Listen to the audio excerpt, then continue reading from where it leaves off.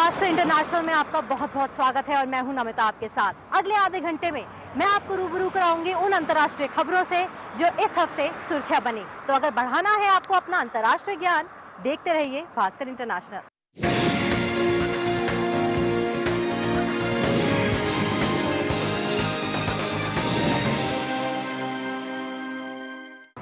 मलाला यूसुफजई पर हमला करने वाला शख्स गिरफ्तार हो गया है। मलाला पर 9 अक्टूबर 2012 में हमला हुआ था, जिसकी वजह से उनके सर पर चोट लग गई थी। मलाला फिलहाल ब्रिटेन में रह रही हैं।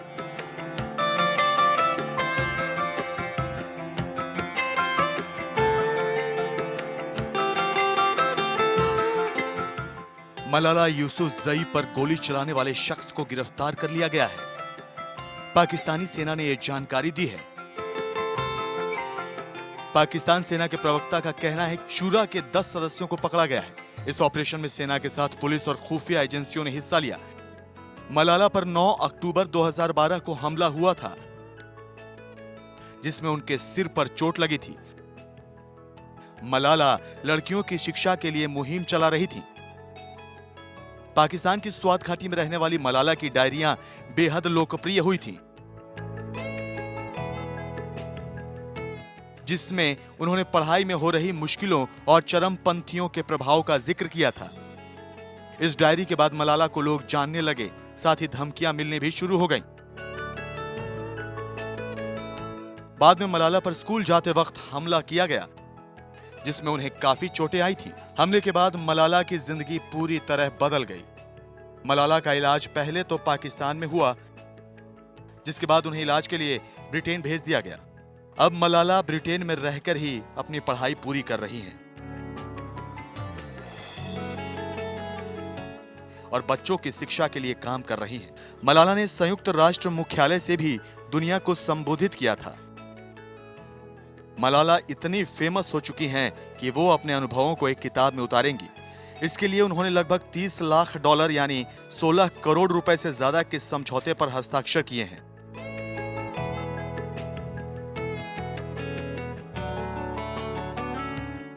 मलाला का कहना है कि अपनी इस किताब में वो न सिर्फ अपनी बल्कि उन करोड़ों लड़कियों की भी कहानी बयां करेंगी जिन्हें स्कूल जाने का मौका नहीं दिया जाता।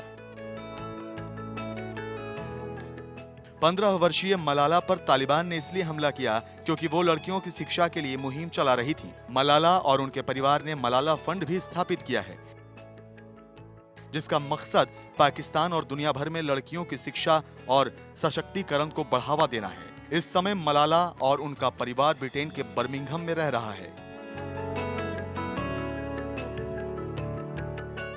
वहीं मलाला का इलाज भी चल रहा है।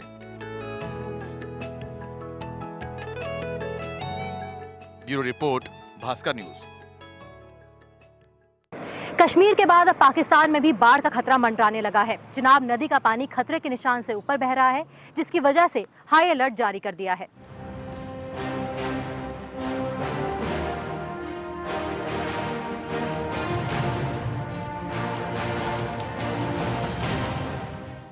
कश्मीर में बाढ़ का असर पाकिस्तान के कई शहरों पर भी देखने को मिल रहा है।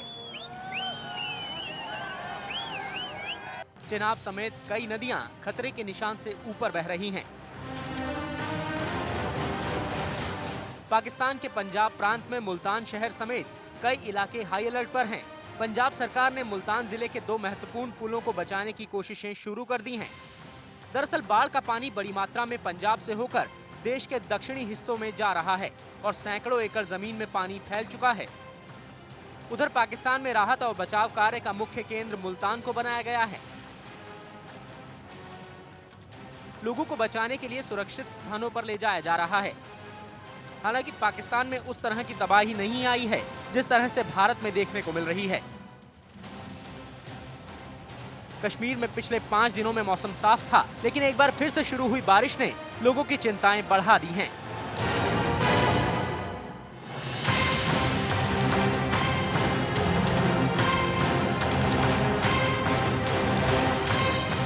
गौरतलब है कि घाटी में आई भीषण बाढ़ से करीब 1.5 लाख लोग प्रभावित हुए हैं।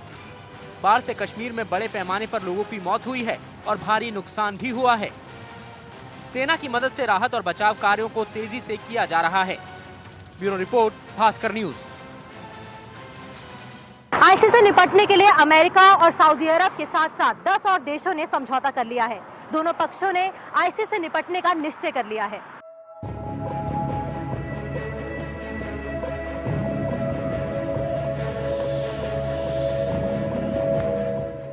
इस्लामिक स्टेट के जिहादियों के खतरे से निपटने के लिए अमेरिका और सऊदी अरब समेत 10 अरब देशों में सहमति बन गई है। अरब देशों के मंत्रियों और अमेरिकी विदेश मंत्री जॉन कैरी के बीच जेद्दा में हुई बातचीत में ये सहमति बनी है। दोनों पक्षों ने बातचीत के बाद कहा कि इस्लामिक स्टेट के खिलाफ रणनीति पर चर्चा हुई ताकि इराक और सीरिया समेत जहां कहीं भी इस्लामिक स्टेट हो उसे नष्ट किया जा सके। सऊदी अरब के साथ साथ बहरीन, मिस्र, Iraq, Jordan, Kuwait, Lebanon, Oman, Qatar और संयुक्त अरब अमीरात ने भी बैठक के बाद जारी बयान पर दस्तखत किए। बयान में आईएस के साझा खतरे से मिलकर निपटने की बात कही गई है। नेटो सदस्य तुर्की भी बैठक में शामिल रहा, हालांकि उसने बयान पर दस्तखत नहीं किए। गौरतलब है कि अमेरिकी राष्ट्रपति बराक ओबामा ने इस्लामिक स्टेट के खिलाफ सैन्य कार्रवाई का ऐलान किया है और जॉन कैरी को चरमपंथियों के खिलाफ क्षेत्रीय गठबंधन तैयार करने का काम थमा दिया है। दूसरी ओर सीरिया की ओर से चेतावनी दोहराते हुए कहा गया है कि उसके इलाके में हवाई हमलों से पहले अमेरिका को उसके साथ मेलजोल बनाना होगा। दरअसल अमेरिका इराक और सीरिया में जिहादी चरमपंथी संगठन इस्लामिक स्टेट की बढ़ती चुनौती को खतरा समझा जा रहा है। इसे नेस्तनाबूद करने के लिए अमेरिका इराक से असंतुष्ट सुन्नियों के साथ साथ ईरान और सीरिया में बशर अल असद के साथ भी गठजोड़ करने से नहीं चूकेगा। इस्लामिक स्टेट ने उत्तरी इराक और सीरिया के बड़े इलाके पर कब्जा कर लिया है। विशेषज्ञों का मानना है कि इस्लामिक स्टेट और उसकी खिलाफत खत्म करने के लिए लंबा और जटिल संघर्ष होता है, तो इसके लिए सीरिया और इराक दोनों ही देशों में हस्तक्षेप करना पड़ेगा। अगर ऐसा होता है तो दोनों ही देशों में अलग तरह की जटिल समस्याओं से जूझना पड़ेगा। कई राजनीतिक व्यवस्थाएं, रिश्ते और गठबंधन बदलने होंगे। जैसे जैसे दिन गुजर रहे हैं, यह समस्या बढ़ने ही वाली है, क्योंकि इस्लामिक स्टेट के लड़ाकू खुद को और मजबूत करेंगे। Bureau report, Bhaskar news. जहां एक तरफ अमेरिका और अरब देश साथ आ गए हैं, वहीं दूसरी तरफ ईरान के प्रति अमेरिका का नजरिया बदलता नजर नहीं आ रहा। That means I will not hesitate to take action against ISIL in Syria as well as Iraq. This is a core principle of my presidency.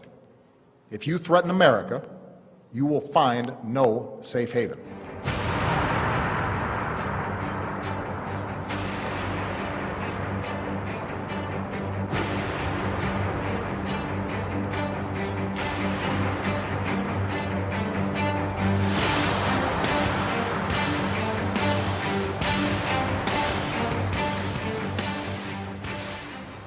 जब ओबामा ने 9/11 की बरसी पर IIS को खत्म करने की कसम खाई, तब ये बात भी कही गई कि इस अभियान में अरब लीग समेत कई देशों का साथ मिलेगा।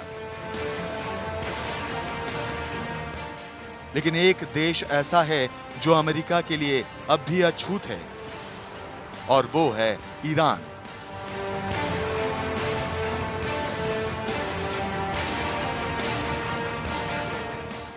जी हां, ईरान को लेकर अमेरिका का नजरिया नहीं बदला है। बात चाहे IIS के खात्मे की ही क्यों ना हो, ईरान पर विश्वास नहीं।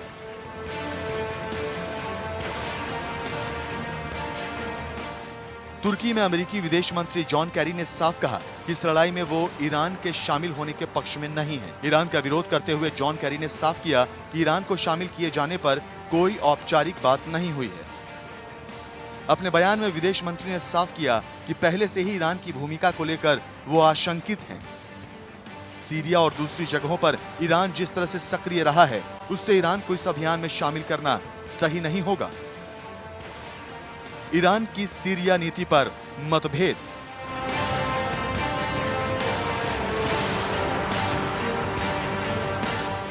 गौरतलब है कि ईरान ने उत्तरी और पश्चिमी इराक में IIS के खिलाफ सैनिक सहायता का प्रस्ताव दिया था, लेकिन अमेरिका पहले से ही ईरान के परमाणु कार्यक्रम को लेकर उसका प्रबल विरोधी रहा है। साथ ही सीरिया को लेकर ईरान की विदेश नीति भी अमेरिका की नजर में सही नहीं है। ईरान सीरिया के शासक बशर का समर्थक रहा है, जबकि बशर पश्चिमी देशों के निशाने पर है। फिलहाल IIS के खिलाफ लड़ाई शुरू होने से पहले ही ऐसे विवाद का सामने आना कई सवाल पैदा करता है। Bureau report, Bhaskar news. ISIS के लड़ाकों की संख्या पहले से 3 गुना हो गई है, ये कहना है अमेरिका की खुफिया एजेंसी CIA का। अगर CIA की माने तो उनकी संख्या 20,000 से लेकर 31,000 हो चुकी है। ISIS में लड़ाकों की संख्या 30,000 के पार हो गई है।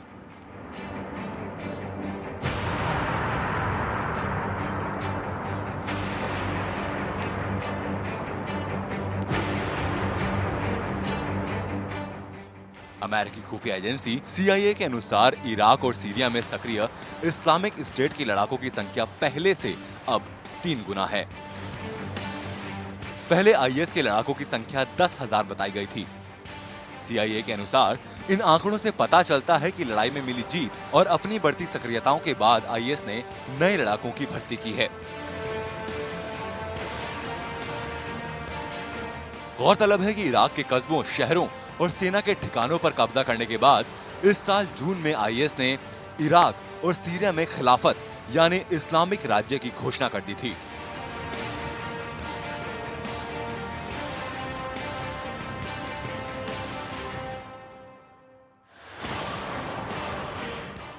CIA के प्रवक्ता की माने तो IS ने लड़ाई में सफलता, खिलाफत की घोषणा और अपनी अधिक सक्रियता के बाद जून महीने में बड़ी संख्या में भर्ती की है। ISIS अल-कायदा से टूटकर बना एक समूह है और इसने इराक तथा सीरिया के बड़े हिस्से पर कब्जा कर लिया है। इस क्षेत्र में खतरा पैदा हो गया है। अल-कायदा ने ग्रुप से अपने आप को दूर रखा है। गौरतलब है कि IS की इराक और सीरिया में बढ़ती गतिविधियों के बीच अमेरिकी राष्ट्रपति बराक ओबामा ने IS से मुकाबला करने के लिए इराक को और वित्तीय और सैनिक मदद देने की घोषणा की थी।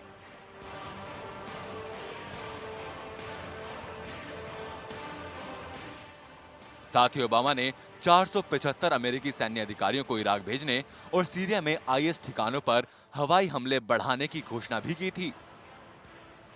इसी बीच ISIS ने ब्रिटिश नागरिक डेविड हैंस के कत्ल का वीडियो जारी किया।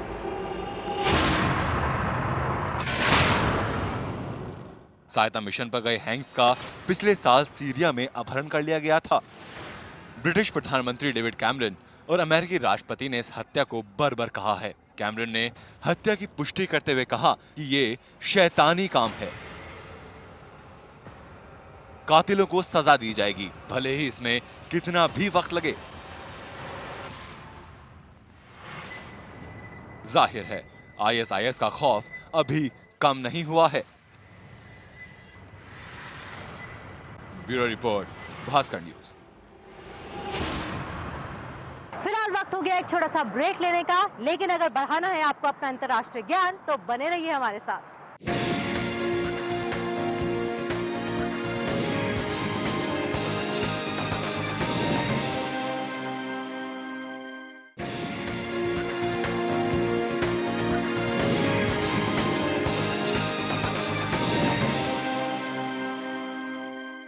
यूक्रेन को लेकर रूस और अमेरिका के बीच में रिश्ते और खराब होते नजर आ रहे हैं। अमेरिका ने और कड़े कदम उठाते हुए रूस पर सैंक्शंस लागू कर दिए हैं।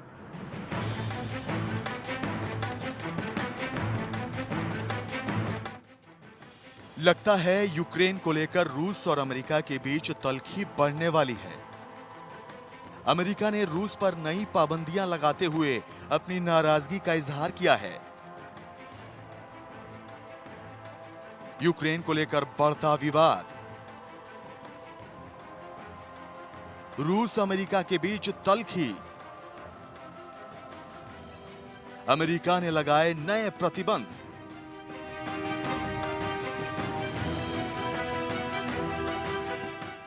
दरअसल रूस यूक्रेन के अलगाववादियों का समर्थन करता है। पूर्वी यूक्रेन में सक्रिय अलगाववादियों को शुरू से ही रूस मदद करता रहा है, जबकि पश्चिमी यूक्रेन में अमेरिका समर्थित सरकार का प्रभाव है। हाल ही में पूर्वी यूक्रेन में अलगाववादियों ने बड़ी कामयाबी हासिल की थी, जिसके बाद से ही यूक्रेन में युद्ध विराम है। लेकिन फिर भी बड़ी संख्या में दोनों तरफ से सैन्य तैनाती बनी हुई है। रूस के सैनिक भी वहां मौजूद हैं, जिन्हें रूस स्वयंसेवी कहता है। इसी बात से नाराज अमेरिका ने नए प्रतिबंधों की घोषणा की है। रूस के बड़े बैंकों पर रोक, रक्षा कंपनियों पर प्रतिबंध, ऊर्जा से जुड़ी कंपनियों पर भी रोक। रूस की बड़ी कंपनियों को होगा नुकसान। अमेरिका ने रूस की कई बड़ी कंपनियों के कारोबार पर अपने यहां प्रतिबंध लगा दिया है। इससे पहले यूरोपीय संघ ने भी रूस के खिलाफ कड़े आर्थिक प्रतिबंध लगाए थे। बताया जा रहा है कि इस कदम के बाद रूस के सबसे बड़े बैंक सबर बैंक और डिफेंस सेक्टर की कंपनी रोस्टेक को नुकसान हो सकता है।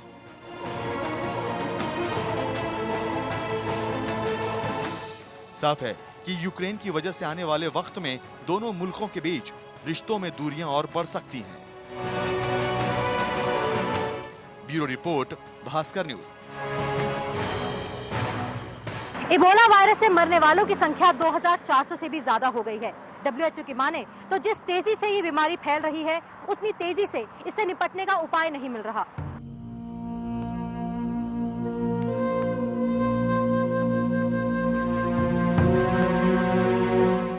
पश्चिमी अफ्रीका में इबोला का कहर बढ़ता ही जा रहा है। यहाँ इबोला बीमारी से मरने वालों की संख्या 2400 के पार हो गई है। WHO की महानिदेशक मार्गरेट चान का कहना है कि जिस तेजी से यह महामारी फैल रही है, उस रफ्तार से इसे कंट्रोल करने के उपाय नहीं मिल पा रहे हैं।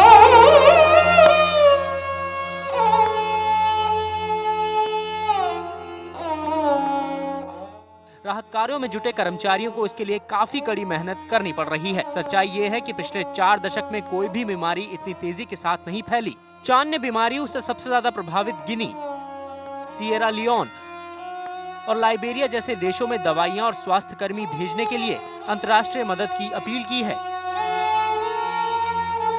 WHO का कहना है कि दुनिया के देशों की मदद के बिना इस महामारी से लड़ना संभव नहीं है। इबोला बीमारी के कारण इससे प्रभावित देशों की अर्थव्यवस्था भी बुरी तरह से प्रभावित हो गई है। बड़ी संख्या में लोग इन देशों से पलायन कर गए हैं।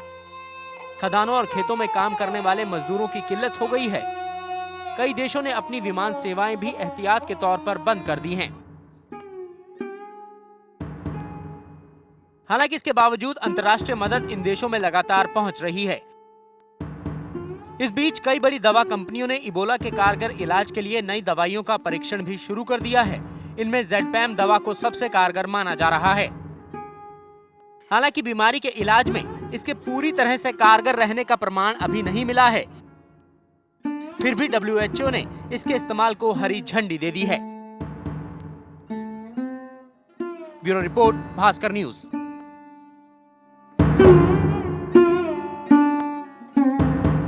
एथलीट ऑस्कर पिस्टोरियस को अपनी गर्लफ्रेंड रीवा के हत्या के मामले में अदालत ने गैर इरादतन हत्या का दोषी पाया है।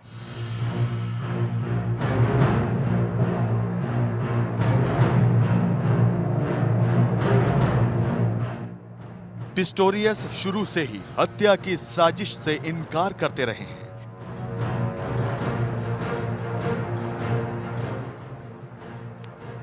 उनका कहना है कि गोली गलती से चली थी और उनका हत्या करने का कोई इरादा नहीं था।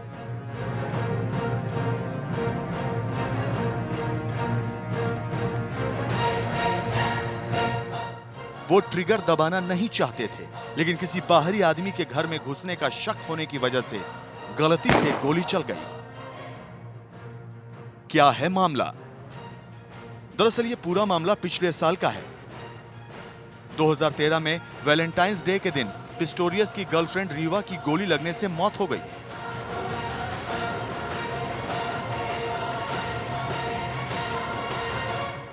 गोली चलाने और हत्या का आरोप पिस्टोरियस पर ही लगा। 27 साल के इस खिलाड़ी ने अदालत को बताया कि यह बस एक एक्सीडेंट था। इस मामले में 37 लोगों की गवाही हुई, जिसके बाद अदालत ने यह फैसला दिया है। फिलहाल पिस्टोरियस को बेल मिल गई है। और 13 अक्टूबर को इस पर फैसला लिया जाएगा। अगर पिस्टोरियस को हत्या के आरोप से बरी कर दिया जाता है तो उन्हें 6 साल से 15 साल की सजा हो सकती है। रीवा का परिवार नाखुश।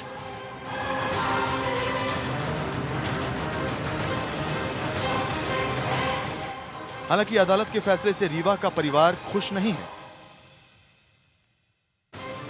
पिस्टोरियस ने इसके लिए परिवार से माफी भी मांगी है, लेकिन परिवार के लोगों का कहना है कि उन्हें इंसाफ नहीं मिला। बहरहाल अब सबकी नजर अक्टूबर में अदालती सजा के ऐलान पर है। Bureau report, Bhaskar news. Apple के आईफोन 6 से पहले ही एप्पल की वेबसाइट क्रैश कर गई। इतनी ज्यादा दीवानगी देखने को मिल रही है एप्पल 6 के प्रति, और एप्पल ने इसकी मार्केटिंग भी बहुत तगड़ी की है।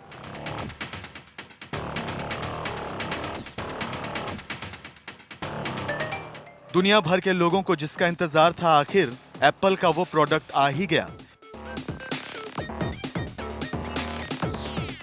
जी हां, आईफोन 6 लॉन्च हो चुका है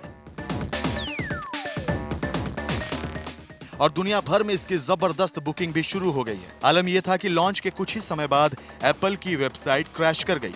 एक ही हफ्ते में ऐसा 2 बार हो गया। अंदाजा लगाया जा सकता है कि इसे लेकर कस्टमर्स में कितना एक्साइटमेंट है। चलिए जानते हैं आईफोन 6 के नए फीचर्स कौन कौन से हैं जो पहली बार इस फोन में नजर आएंगे। ट्रू टोन फ्लैश वाला 8 megapixel camera, front facing camera, message के साथ भेजे वीडियो और आवाज, 14 से 24 घंटे तक का बैटरी बैकअप, 802.11 एसी का सुपर फास्ट वाईफाई बैंड, ज्यादा चौड़े एंगल से देखने के लिए नया retina HD display, 64 bit processor से भी बेहतर प्रोसेसर, मेटल एपीआई की वजह से गेम्स के ग्राफिक्स मजेदार, बेहतर M8 हेल्थ चिप से दूरी और बदलाव देखना बेहतर, एडवांस्ड iOS 8। जहां तक कीमत की बात है तो आईफोन 6 भारत में करीब 40,000 और आईफोन प्लस 45,000 के आसपास होगी। यह कीमत 16 GB वाले वर्जन की है, हालांकि इनमें कुछ बदलाव भी हो सकता है। भारत में इन्हें 17 अक्टूबर को लॉन्च किया जाएगा। Bureau report, Bhaskar news. Bhaskar international में आज के लिए बस इतना ही। देश और दुनिया की बाकी खबरों के लिए आप देख रहे हैं भास्कर न्यूज, और मुझे दीजिए इजाजत। नमस्कार।